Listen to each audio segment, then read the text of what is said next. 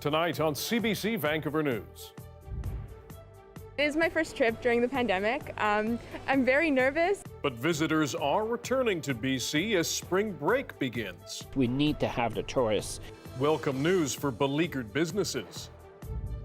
And Ottawa is set to make it easier for people to travel to Canada by dropping pre-arrival COVID tests. But health officials warn cases are rising worldwide.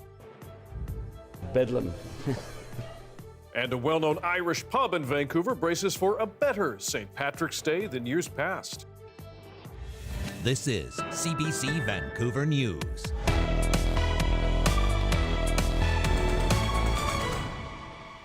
Good evening, I'm Dan Burritt. Thanks for joining us. Anita is away tonight. Airports and tourism companies in BC are seeing a spike in traffic this spring break. For now, many are coming here from elsewhere in Canada, including here in BC. And as Janella Hamilton reports, some businesses are slowly bouncing back as travel restrictions ease. We don't have that story, but we will get to that in just a moment. But let's get to the other part of this story. Getting in and out of this country is going to get a lot easier. CBC News has learned the federal government plans to drop its COVID-19 testing requirement to enter Canada for fully vaccinated travelers. Ottawa has called a news conference for tomorrow, saying it has an update on border measures. Ashley Burke brings us those details. As travel picks up and provinces open up, the federal government is easing up its testing requirements for travelers. As measures get eased, the federal government has eased some of the measures at the borders just a few weeks ago. We're going to continue to look at what more we can do. CBC News has learned the government will soon announce that by the end of the month, vaccinated travelers will no longer have to show proof of a negative rapid antigen or PCR test to enter Canada. This is the document that you have to show when you come across the border. Dax Wilkinson welcomes the news. He just got back from a ski trip in Montana and said it was an ordeal finding a place to get tested to return to Toronto. It was just extraordinarily challenging. And at the end of the day, we were, $300 US lighter for the party. He also runs a business selling apparel that relies on tourism. That's taken a huge hit. I think it will make a huge difference if the restrictions are lifted. But let's do it tomorrow. Some infectious disease specialists lobbying to end the testing say it should have been done long ago. We're going to have variants that will come into Canada from the border, as will the rest of the world. Omicron is everywhere, BA2 is everywhere. And so again, we should be focusing locally on strengthening testing amongst people that need it, rather than necessarily focusing on the border as a way to keep it out. But random testing is here to stay at airport, sources say. The government's spending millions of dollars testing thousands of travelers daily upon arrival to track variants. Despite calls for the government to end its vaccine mandate, sources say that isn't happening just yet. All travelers getting on board planes, trains, or cruise ships in Canada will still have to be fully vaccinated. Ashley Burke, CBC News, Ottawa. Back to our top story now. Airports and tourism companies in this province are seeing a rise in traffic this spring break. And for now, many are still coming from within Canada. And as Janella Hamilton shows us, some businesses are slowly bouncing back as those travel restrictions loosen up.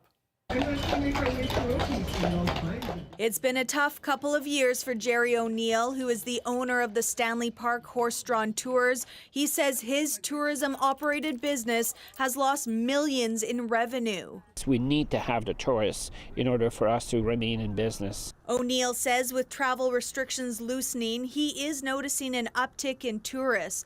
Tourists like Jody and Tim Thomas, who are from Vancouver Island and haven't visited the city since before the pandemic began. I've been coming to Stanley Park since probably every second year when I was a child. The Vancouver Aquarium has also seen an increase in visitors during spring break. Chris Tabib is here from Ottawa. I figured I'd go see the aquarium in Vancouver. I've never been to downtown here. Clara Freidenberg is also exploring the aquarium for the first time. She flew to Vancouver to visit a friend, a trip that was planned more than 2 months ago but was delayed due to COVID-19. I'm very nervous about it. My dad is sick right now. He's immunosuppressed, so it takes a lot to want to get out here. YVR says this spring break has been its busiest period since March 2020, with 37,000 passengers flying each day, compared to 25,000 in February.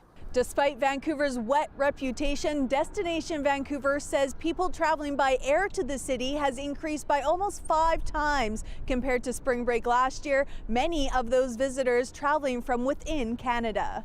And you don't have to come from afar to help out the tourism industry. This family is from Coquitlam. Wally. The seal. Wally have big sounds. And while O'Neill is excited to see more families and smiling faces, he is holding out hope for more international travelers. USA is extremely important to us. YVR says international flights are also starting to pick up, with 20 flights departing daily from the airport compared to 5 in March of last year. Janella Hamilton, CBC News, Vancouver.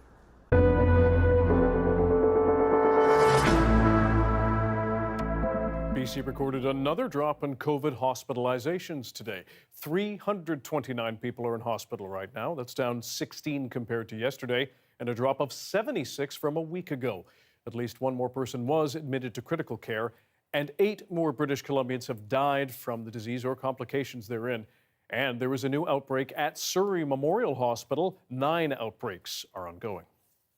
And an independent review is going to be done into BC's response to COVID-19. The government says it will examine preparedness, engagement, and implementation. However, the scope of this review will not include public policy decisions, those decisions from Provincial Health Officer Dr. Bonnie Henry, nor the economic impact of those health protections. Public Safety Minister Mike Farnworth has appointed a 3-person team to run the review. They are accepting written feedback from the public until April 20th.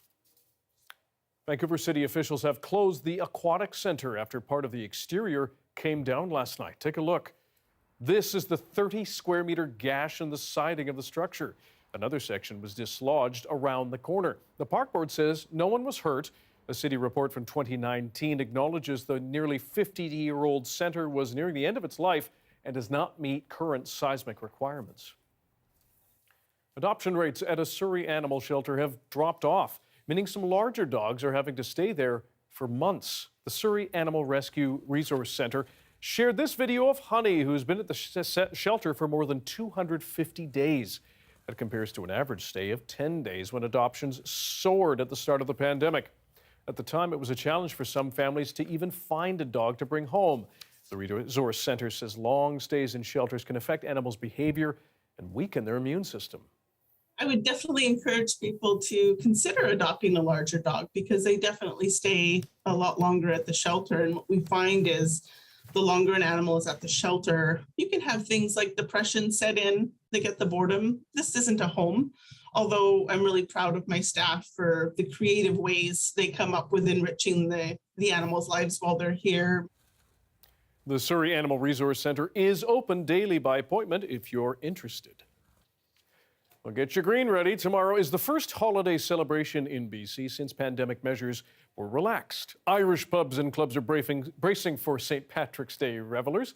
COVID-19 was rough for many businesses, including the Irish Heather, but has found a new home in Chinatown. We dropped by to chat with owner Sean Heather today and ask what he's expecting tomorrow. Bedlam. Sodom and Gomorrah. I'm expecting a completely different situation than the last 2 years.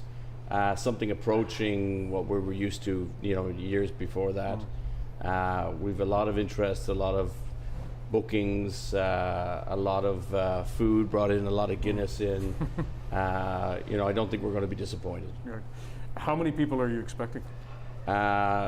We have 200 seats. I've flipped it already once, so that's 400, and I think with walk-ins throughout the course of the day, we'll probably do 600 people.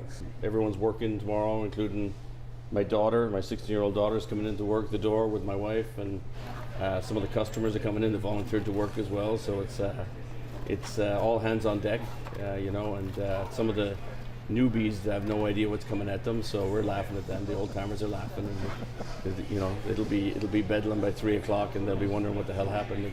You know, some of them will be crying in the corner, and you know, the usual. There's one gentleman that's brought his father in an urn for the last 20 years to toast him on St. Patrick's Day. Keeping it close? Keeping it close. So a lot of tradition and things that we weren't able to do maybe the last couple of years that we missed. So we're looking forward to getting back to that. So Anita's portioning out some of the truffle cheddar that's going to go on the charcuterie and cheese boards. And Colin is just gearing off or caramelizing some pineapple rings that are going to go on the ham steaks and pineapple that we'll be serving tomorrow. It's not necessarily a typically traditional Irish dish, but it's a comfort Irish dish that a lot of us that grew up in Ireland are familiar with eating. So it wouldn't be, North America, you wouldn't recognize that as typical, but we're going for nostalgia this year. How many kegs have you laid in of Guinness, and how much do you expect to sell? I have 20 kegs of Guinness, and I expect to sell about 16. I might sell the 20. But then I've got Friday, Saturday, Sunday, and those are already busier than would normally be, so I've got a delivery coming on Friday morning of another 10 kegs of Guinness. So the fun thing that's happened is that we have more booths than we ever had before, and I call them the COVID-inspired booths because they were so useful to us when we had to keep people in groups of 6 feet apart. So to have these booths, that you know, so we built them with that in mind. But the truth of the matter is that they were absolutely essential for business and helped us get a lot of business through those dark COVID months. We still managed to keep the long table, which was in the old building, but it was sort of separated from the Irish Heather. Now it's part of the Irish Heather, which has made it more successful. This is your third location, as we said. How things fared here in Chinatown? Yeah, I mean, we've been fortunate to be able to bring most of our Gastown customers with us, which we weren't sure. We never wanted to be arrogant enough to think that we could do that, but we were fortunate that happened.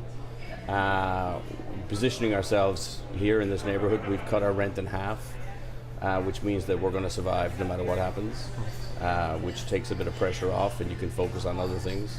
The neighborhood has been amazing in welcoming us. The first day we opened, we received flowers from everybody. We buy our fish from the fishmonger 2 doors down. We buy our chicken from the guy across the street. We buy our vegetables from the greengrocers across the street. So we sort of done what we can to ingratiate ourselves in with the locals, and they've welcomed us with open arms. Thank you to everybody for all the support. We literally would not be here were it not for our customers.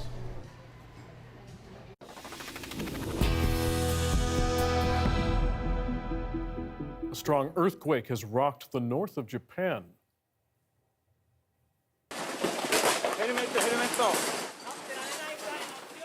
Terrifying moments at this TV station as the 7.3 magnitude quake hit overnight, striking off the coast of Fukushima and leaving at least 2 people dead and more than 100 injured. Hundreds of thousands of homes were in the dark at one point.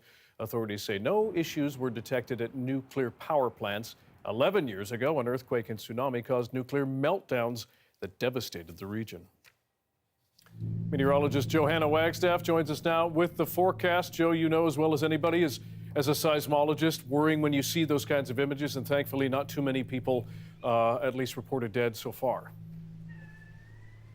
No, you're right, Dan, and of course, anytime we hear news of a Pacific earthquake, we worry about that here on our own coast. But early on, scientists knew that tsunami would not impact the west coast of BC, but alerts were sent out to let West Coasters know that this one would not be traveling across the Pacific. A reminder, though, that we both sit on the same tectonic plate, BC and Japan, and both live in highly seismic areas. We'll be watching for more aftershocks on that west coast. Here on the North Shore, it is a stunner of a day, a slice between systems, I'm calling it. We've got a bit of the blue sky out there, some beautiful building cumulus, but so far the rain has held off.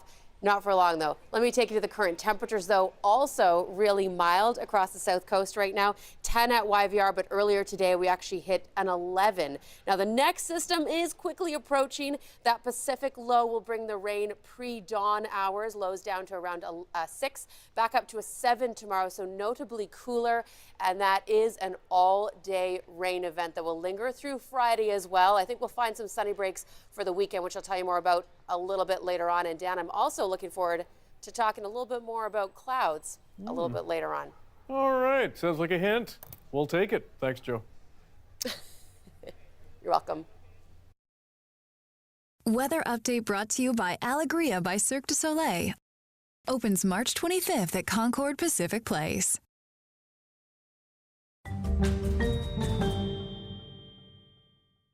Yes, it's that time to get into our search for the best small town in British Columbia. Tonight, we're heading to Sechelt. Named for the First Nations who live there, the town is perched along the Sunshine Coast on a sandbar between the sea, an inlet of the same name, and of course, rugged mountains. The main highway cuts through the laid-back town, which is a launching pad to exploring the region's natural beauty.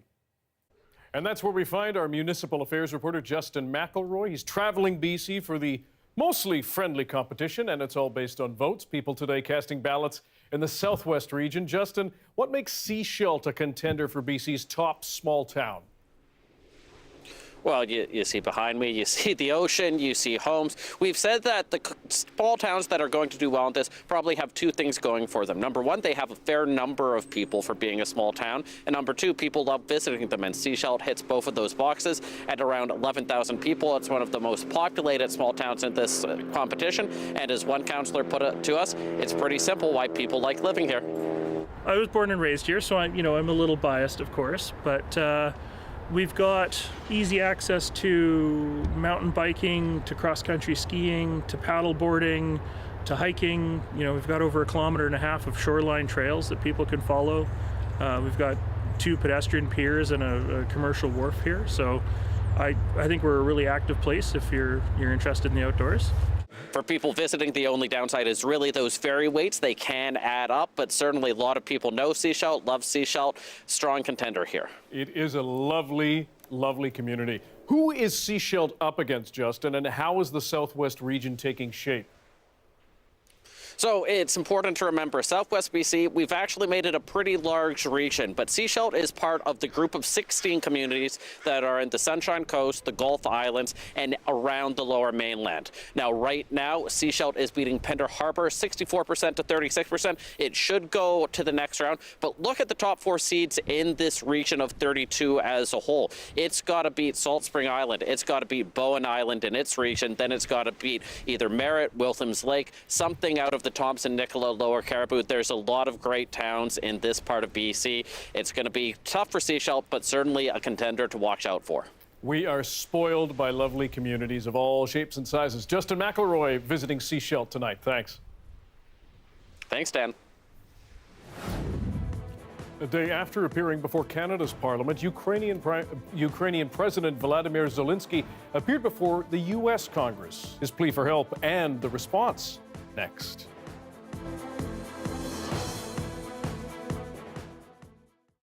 And welcome to our commercial-free live stream tonight. Thanks for being here. Taxi drivers in Ottawa say they are worried their industry is dying. As Natalia Goodwin tells us, the industry blames COVID-19 as well as an influx of ride-hailing companies. The pandemic happened, it just does put the last nail in the coffin of the taxi industry, I believe. Latif Dudshani has been driving a cab since 1990 and now rents his 2 plates. He says the issues started far before COVID with the introduction of ride-hailing companies like Uber.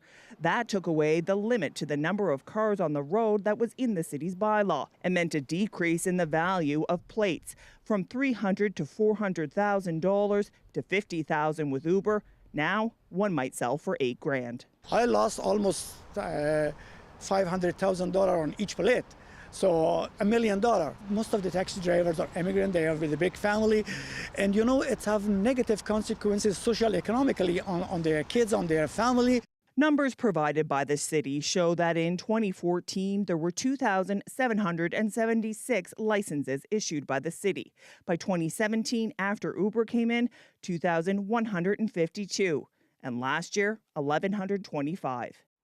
The taxi industry has launched a class action lawsuit seeking compensation from the city. That's set to be in court in April.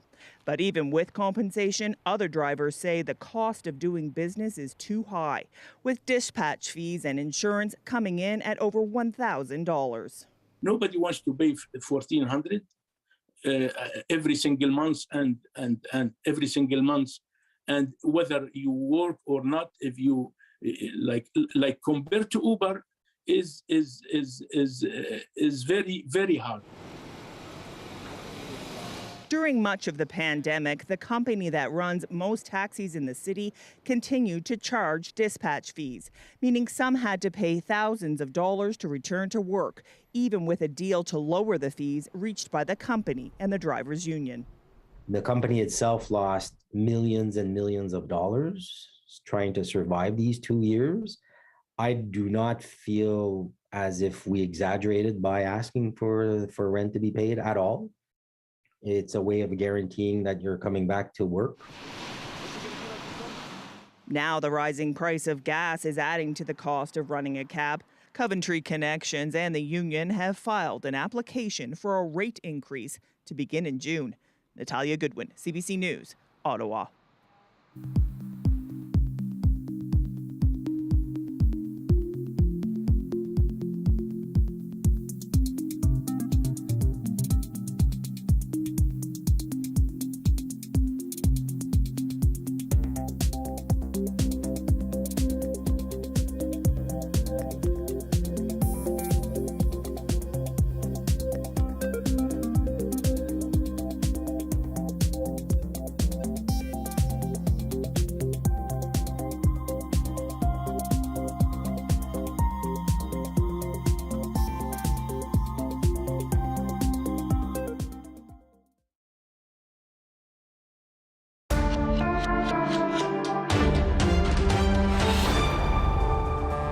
There are signs of movement in negotiations between Russia and Ukraine. Renewed talk of peace. But after 3 weeks, all we're seeing on the ground is the heartless destruction of war.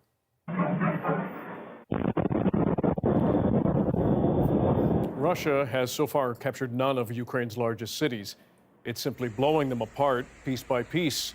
This strike in an historic district of Kyiv, Ukraine's second largest city of Kharkiv, is being hit constantly. Among the wreckage, a school.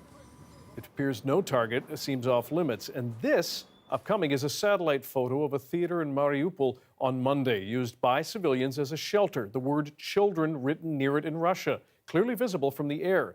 Today, it was leveled. What happened to that theater was not the only horror seen in Ukraine today. Scenes we ought to warn you are difficult to watch. And as Chris Brown shows us, it isn't just threatening Ukraine's present, but its future too. In Chernihiv, people were reportedly queuing to buy bread. Accounts differ of whether they were hit by a Russian shell or machine gunned, but video of the aftermath shows lifeless bodies on the ground. For the Russian forces attacking Ukraine, killing large numbers of civilians is horrifically not uncommon. In Mariupol, where hundreds are already buried in mass graves, there may be a new atrocity. The city's main theater, which was serving as a bomb shelter, was hit by an enormous Russian bomb, says Ukraine's military. Hundreds were inside. It's not known the casualties. Amid such gruesomeness, it appears there has been progress towards a ceasefire. President Vladimir Zelensky said Ukraine wants a just peace with security guarantees. And Russia's foreign minister speculated that Ukrainian neutrality might be acceptable to Russia. But Ukraine wants all Russian troops out. Vladimir Putin is sounding uncompromising. He repeated his usual lie that Russia's military is not hitting civilian targets. With every new Russian attack comes an immense worry that the war cannot be allowed to destroy Ukraine's economy, especially farming. Fields are mined, roads are impassable. We visited the farm of Yaroslav Protselo, an egg and wheat farmer. Fuel for equipment is scarce, he said, diverted to military needs. So is animal feed and seed for crops. Ukraine exports vast amounts of wheat, corn, grains, and sunflower products. And Andrei Zhidakchek, who heads an agricultural cooperative, expects those will be interrupted. Up to 50% of farmers will not be able to process their crops this year, he said. Ukrainian farmers towing captured Russian tanks have become heroic figures, but Ukraine's government is asking for more to get their crops in the ground this spring to avoid economic collapse. Chris Brown reporting from Ukraine. The president of Ukraine delivered an emotional plea to the U.S. Congress today, his historic address echoing what he said before. Volodymyr Zelensky is calling for more weapons, more aid, and more sanctions against Russia. And as Magda Gabrasalasa reports, he continues to push for a no-fly zone, a move that has so far been rejected.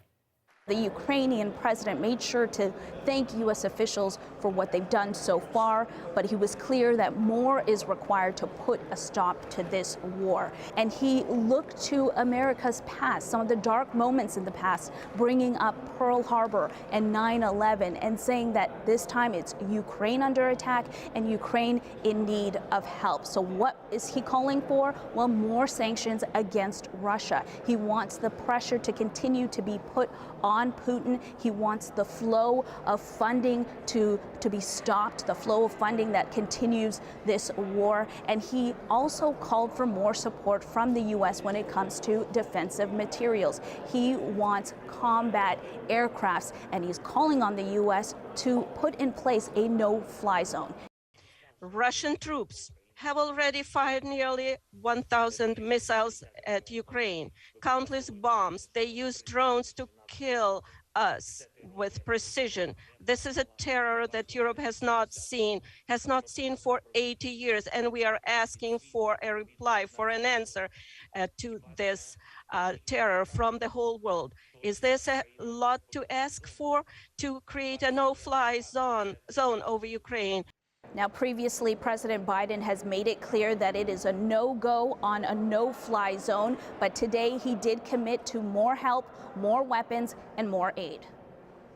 We are united in our abhorrence of Putin's depraved onslaught, and we're going to continue to have their backs as they fight for their freedom, their democracy, their very survival. And we're going to give Ukraine the arms to fight and defend themselves through all the difficult days ahead. Whether this is enough to continue to put the pressure on Putin to end this war remains to be seen. Magda Gabrasalasa, CBC News, Washington. One university in Manitoba says it will waive tuition fees for students from Ukraine impacted by the war. And it says it will open its residences to refugees. As Peggy Lamb shows us, a third-generation Ukrainian-Canadian from Winnipeg is one voice behind the call for help. Nick Kravets has family in Ukraine. He says right now students there have no place to go. Perhaps these universities here in Manitoba could provide sort of a beacon for them and to attract them here so that they can continue their studies, because they are really the future of a sovereign, independent Ukraine when they go back to return to Ukraine and help rebuild the country. Tuition for international students can cost between $20,000 to $30,000.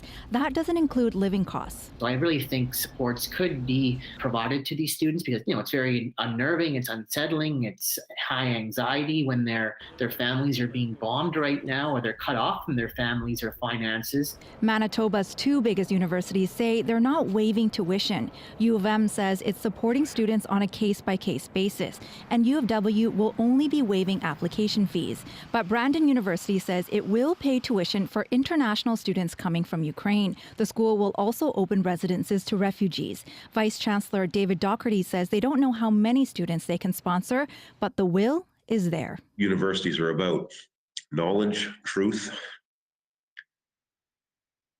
and the search for answers, and we can't let what's happening in Ukraine go without doing what we can.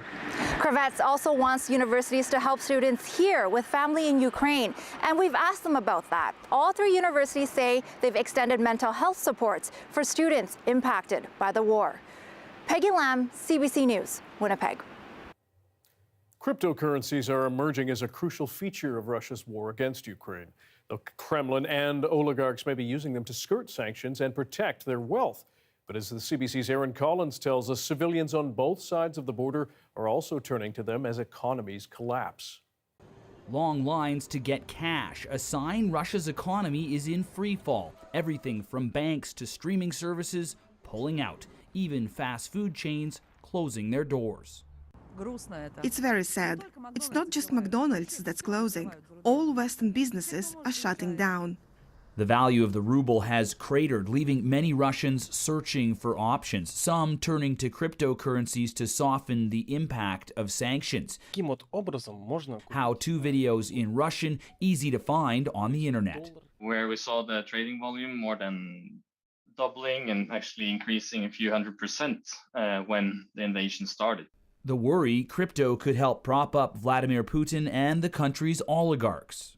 Elites, but also the Russian government and malign actors within the Russian state can and will use and have already used cryptocurrencies for bad purposes.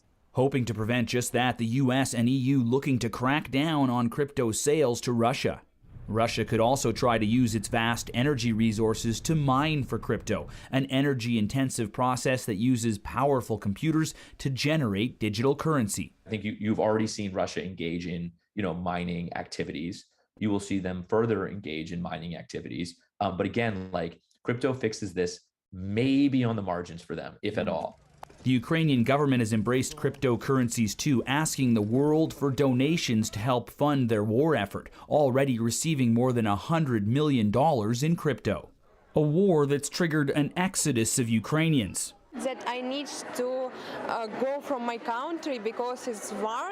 And those refugees could use crypto too. Nearly 13% of Ukrainians own crypto, the highest percentage of any country in the world. And with so many Ukrainians now on the move, having access to digital currency could make life slightly more bearable. Aaron Collins, CBC News, Calgary. Well, Russia's economy shudders under sanctions. The UK Prime Minister is trying to break his country's dependence on their oil supplies. But one of the most likely suppliers brings its own baggage. David Cochran reports on the misgivings of turning to Saudi Arabia. Boris Johnson arrives in Saudi Arabia seeking to open a new front in the battle with Russia.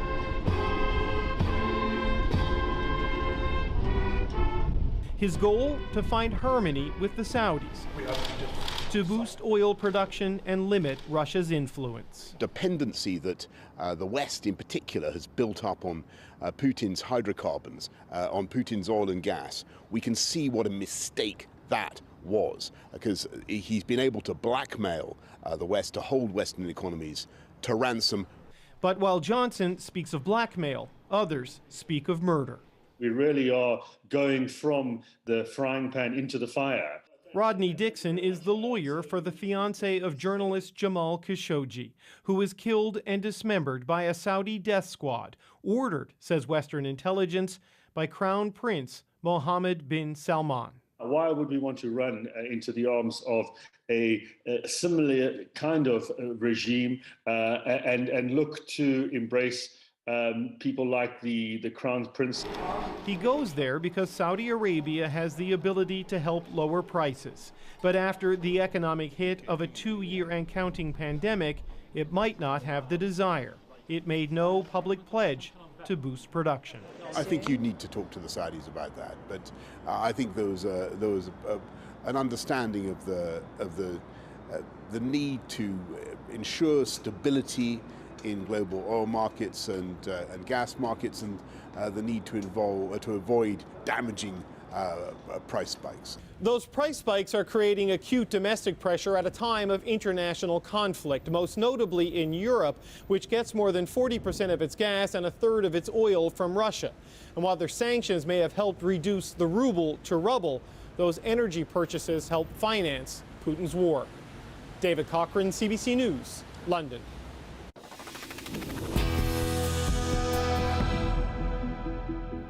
A Haida woman living in Victoria is fighting to win back her First Nations status after her great-grandfather gave it away decades ago in the best interest of his family at the time. Now Ottawa is helping her and several others reclaim what was lost. Olivia Stefanovic has more on who would be affected and why. What do you see in this beautiful totem pole? Do you see a frog? Nadia Salmanu is raising her daughter Sage to embrace their Indigenous identity, even though the federal government doesn't even recognize her as First Nation. We're Eagle Clan, but we can wear different crests, and one of them is the frog. Salmoniu is a Haida citizen, and since she was a young girl, her family has applied again and again to reclaim that status for her.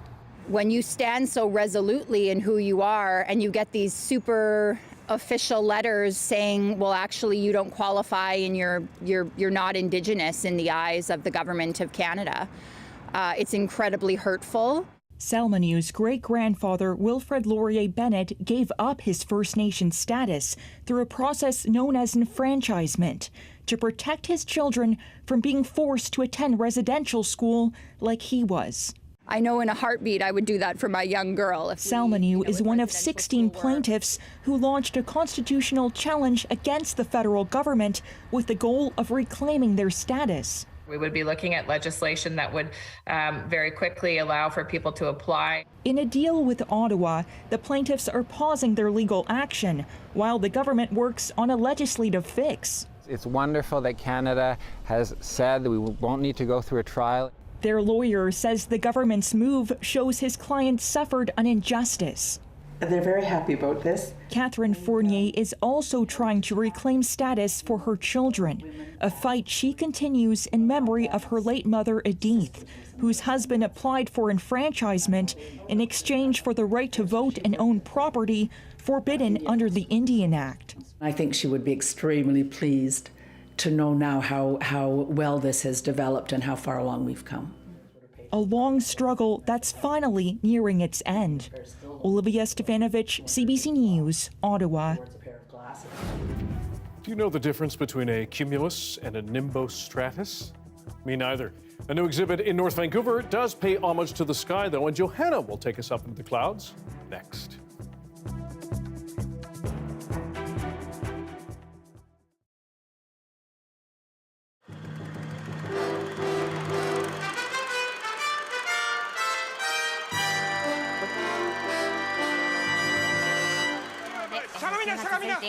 The ground was already shaking when this camera started to roll in an office about 100 kilometers from the epicenter. Even in a country used to earthquakes, people quickly realized this one was different. The tremors both powerful and unusually long. The magnitude was measured at just under 9, the biggest earthquake ever recorded in Japan. Without warning, an ordinary Friday afternoon in the city of Sendai, about 300 kilometers northeast of Tokyo, turned into this. Shoppers searching for cover. It was dangerous inside some buildings and outside too. Seismologists said this quake was 8,000 times more powerful than the one that hit New Zealand. But as frightening as the tremors were, it was about to get a lot worse. This was the tsunami as it smashed the coast. A powerful surge dragging boats and everything else in its path. Black debris-filled waves that just kept coming. Surreal scenes broadcast live around the world. Live footage of Miyagi as the tsunami has struck the area, obviously engulfing farms, homes. The destructive power crushing houses as if they were toys. But there was nothing playful about the destruction that's been left behind. Broken buildings, flooded cities, and fires raging through the night. Emergency crews too overwhelmed to even count the number, much less quell the flames. And perhaps most ominously, Japan declared a nuclear emergency. With power and backup power to the cooling systems knocked out, the temperature in some reactors climbed alarmingly high. The worry is that radioactive material will be released to ease the pressure. But that is just one potential calamity in a country numbed by the depth of this disaster. No one can even guess what the death toll here will be from the quake, the fires, and the tsunami. Countries around the world have offered to help, but where to begin? Adding to the challenges are the broken transportation system. This was the Sendai airport during the shaking, and then it was engulfed by water.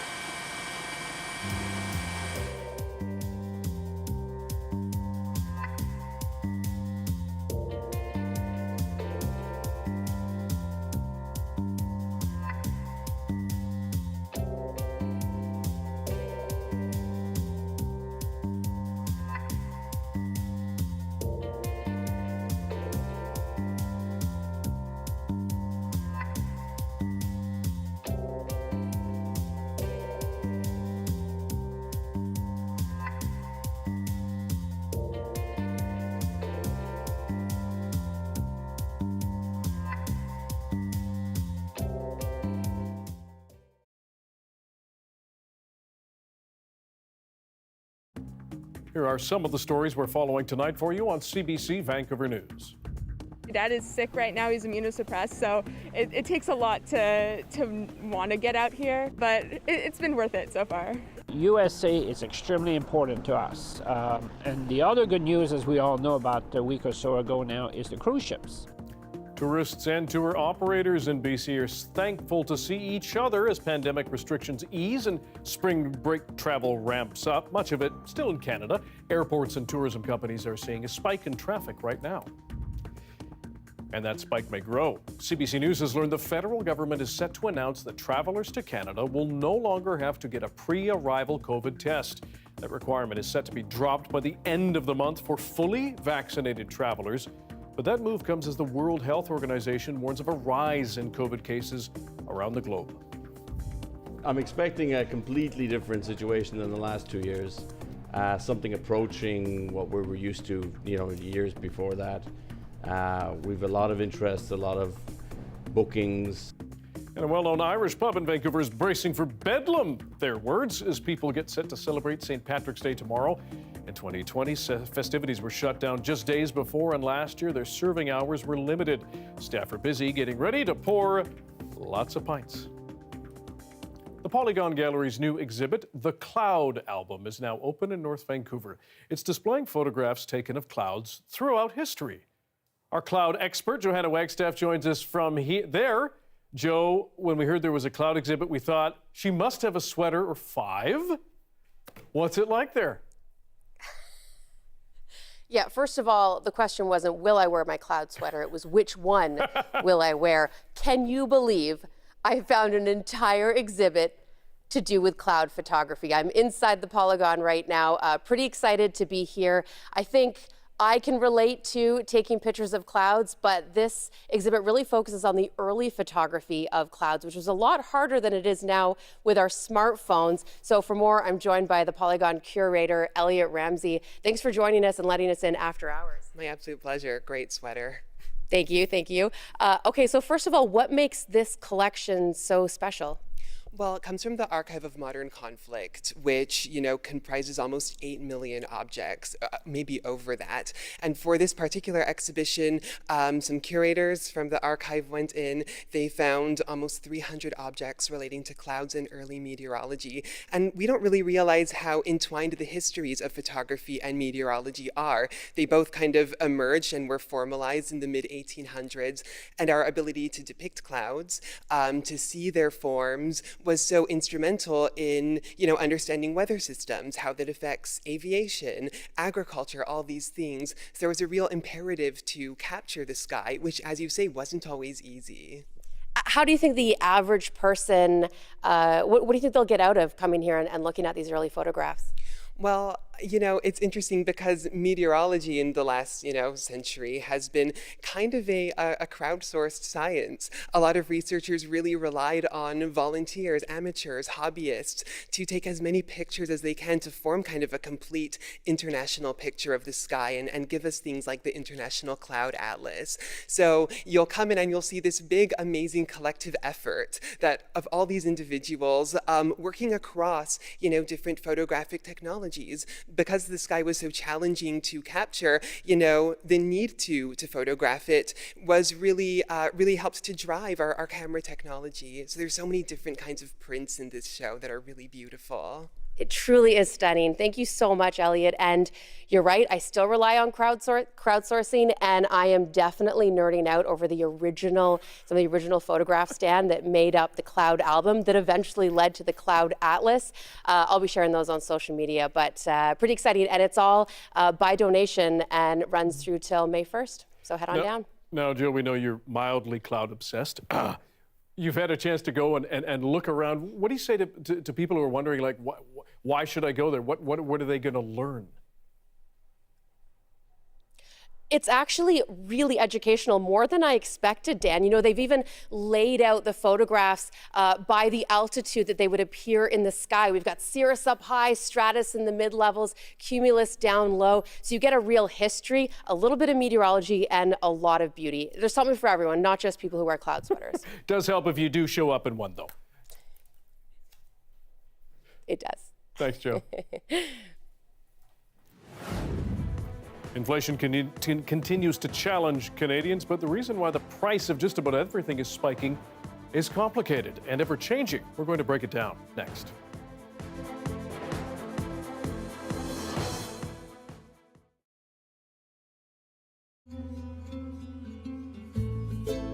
In India, marriage is a must. I'm an engineer and an MBA. MBA. When the men come, they want beautiful girls. You know, so I tell them, you are not so handsome. We look at their CD4 counts, and then we look at their viral loads. Clinically, are they fit? Only then we match them. So in short, CD4 is our astrology. I started working with HIV in 1986. No doctor at that point of time was willing to touch people with HIV. You know the stress people have when they get HIV? It has to be lowered, and it goes down when you get a companion and more when you see a little child running around.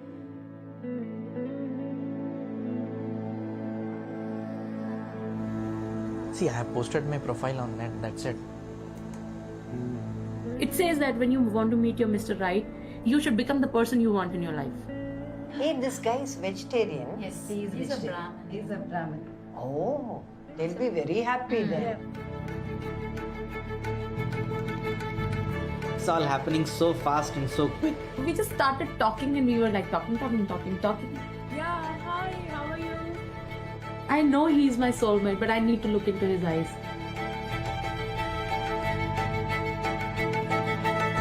Because your CD4 count has also come down, your viral load is increasing.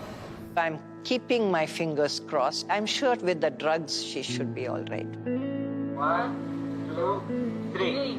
Okay, you take that. We know that we have this condition which is incurable. It's like, we are standing on the crossing and anything can hit us. We know that this is the end, but we have to still begin.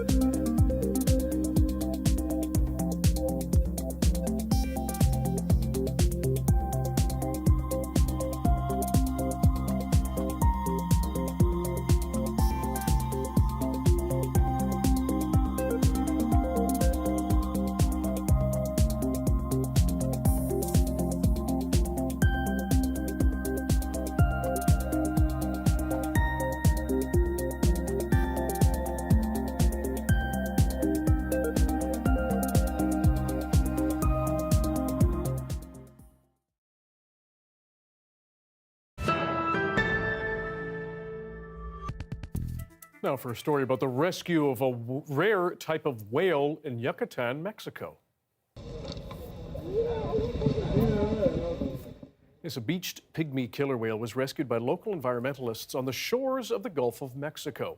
The group helped transport the orca out of the sea and into a holding tub for it to get medically examined.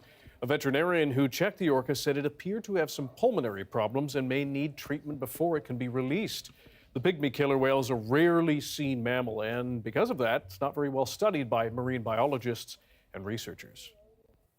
It's been more than a month since the James Webb Space Telescope docked into its observation post, and already it's giving scientists a striking vision of the distant universe. Have a look at this test image released by NASA today. Yes, the test image.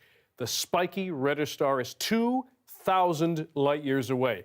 But what's getting scientists excited are those little splatters of light in the background. Those are ancient galaxies that are about several billion years old. And again, this is a test shot. The official scientific images are not coming until this summer. Scientists are hoping to see even further away and back in time to a few 100 million years after the Big Bang. Joe is back, sweaters and all, with the forecast. You see those images, Joe? It is stunning how we can basically look back in time. It's so exciting, Dan. And as you said, those are just the test shots. So, between a sneak peek of James Webb Telescope, historical photos of clouds back in time. I mean, this was the visual show tonight. And I've got one more beauty of a shot to show you. Take a look at a live of downtown Victoria, where I think we've got some beautiful cumulus, possibly some cirrostratus dotting the skies in there. I love it when we've got a system moving in around this time of the day. It makes for dramatic skies, but it does remain dry for the next couple of hours across the island. But the next Pacific system moving in for everyone. Let me take you to the rainfall accumulation because we're all getting it across the south coast. In fact, it's already moving into the north coast and the west side of the island. Tofino looking to pick up 30 to 50 plus millimeters of rain by Friday afternoon. For Metro Vancouver, that's a good 20 to 40 millimeter bullseye. And that's just the next 24 hours. We'll double that as we head through Friday and we get yet another Pacific system move in. So back-to-back storms over the next couple of days will certainly make for a soggy forecast. Now, eventually that will translate through to the interior, starting the day off, though, with some sunshine, especially up towards the Peace, Prince George, Williams Lake. You'll start the day off dry and with some sunshine. Look for scattered showers in the afternoon. Kelowna, increasing cloud for you. Temperatures all about seasonal, definitely above, though, as we head into central and northern BC. And Cranbrook, you're a full day behind that system, so we've got sunshine for you through your Thursday. A steady rain, though, really picking up for Prince Rupert, along with some good winds coming in from the southwest, 60 kilometers per hour. So there's that first system making for a wet Thursday, and then here's the next one rolling in for Friday. Notice the blue for the mountain ranges in the interior. We will get a fresh shot of snow. Not a lot, though, making its way to the Rockies. Most of it really gets wrung out on the coastal mountains. So yes, be prepared for a wet couple of days. We will most certainly be coming in by the end of March above seasonal for rainfall. Now, I've got some hope there in for the weekend, hoping for some sunny breaks both that Saturday and Sunday, but definitely plan for showers both days. I'll try and hone in on the timing. But Dan, I have found the side of spring most of us are looking forward to, and it starts a week from today, Wednesday onward, warm and sunny. Looking good. We know you're serious when you put 3 exclamation points in there. And an arrow pointing towards some serious stuff. We always like direction. Thanks, Joe. You're welcome.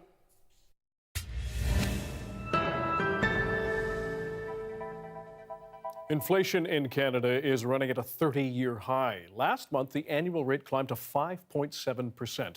As Jacqueline Hansen reports, the impact of rising prices is showing up clearly in daily life. At this Calgary bakery, the cost of almost everything is rising, from flour to yeast, plastic bags, and cardboard. You sometimes feel like you're treading water and you're just sort of waiting to see which wave is going to hit you next. The reasons for higher prices are getting more complicated. As we move away from COVID-induced inflation to a new inflation shock, which is Russia's invasion of Ukraine. The region's supply of oil and commodities like wheat could get cut off by sanctions or by fighting, forcing global food and gasoline prices even higher. The inflation ahead of us in some ways is more nefarious than what we've seen behind us, particularly for low and middle income Canadians who spend a larger share of their income on food and gas. This bakery is certainly already feeling it, and so are some customers. Paying a couple bucks here and there more, it adds up over time. In the U.S., where inflation hit nearly 8% last month, the Federal Reserve is taking action. It raised its key interest rate for the first time in 4 years, just as the Bank of Canada did earlier this month. While higher rates may help slow consumers' pent-up demand for goods and perhaps rein in record-high house prices, economists say it won't address the geopolitical uncertainty. So Canadians are not just going to be seeing some of their costs of everyday life rise across the board, they're also going to be facing higher interest rates that don't cure the underlying problem. This bakery increased prices in January and may have to again soon. Eventually, there's a tipping point. And at that tipping point, you have no other choice to remain profitable and to survive as more Canadians are also forced to choose which necessities are worth paying a premium for and which aren't. Jacqueline Hansen, CBC News, Toronto. It's a new virtual trip to the library, taking us into the past and the dark. We explore a library that you've only really dreamed about. Next.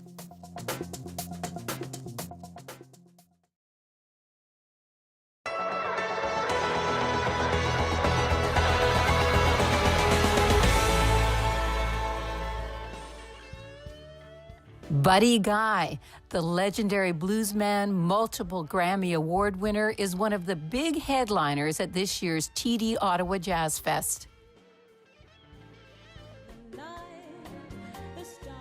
Crowd favorites, Pink Martini, featuring singer China Forbes, will deliver their blend of jazz, pop, Latin, and classical fusion.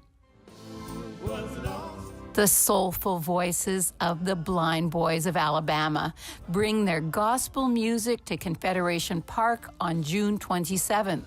On the following evening, American country royalty Emmylou Harris will take the main stage under the stars.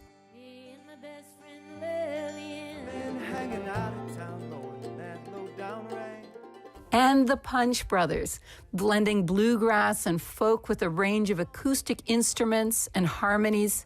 The Grammy Award-winning group opens the festival on June 24th. Ottawa Jazz Fest runs to June 29th. Ottawa's Alanis Morissette returns home with all her hits this summer.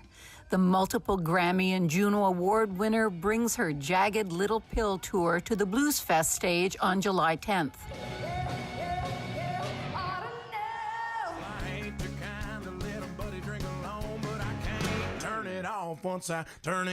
For country music fans, two big-name entertainers. Luke Combs will bring his songs about beer and tears, and balladeer Luke Bryan will also be here.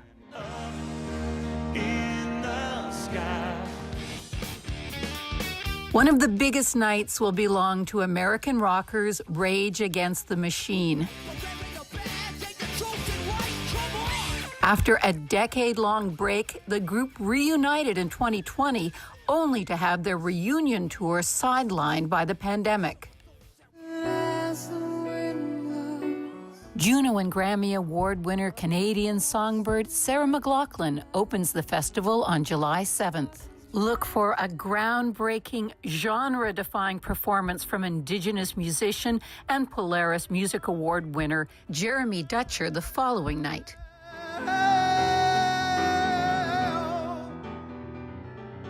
And LeBreton Flats Park will be transformed into a dance club when American DJ Marshmello takes the stage on July 12th. With more than 4 months to go, a lot can change, but this year, Ottawa's biggest musical event is set to welcome back fans. Sandra Abma, CBC News, Ottawa.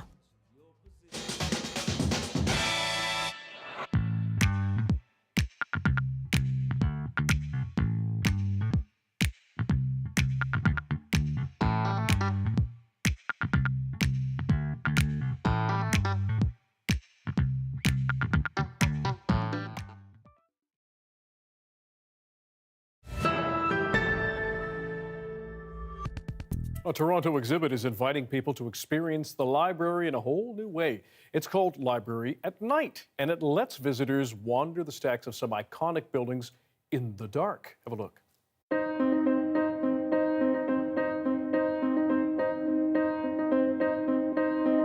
There is a very intimate relationship between fire and libraries.